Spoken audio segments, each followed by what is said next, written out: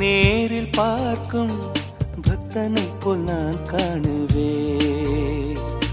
ஒரு நாள் அது நடக்கும், திருநாள் என்னை அழைக்கும்.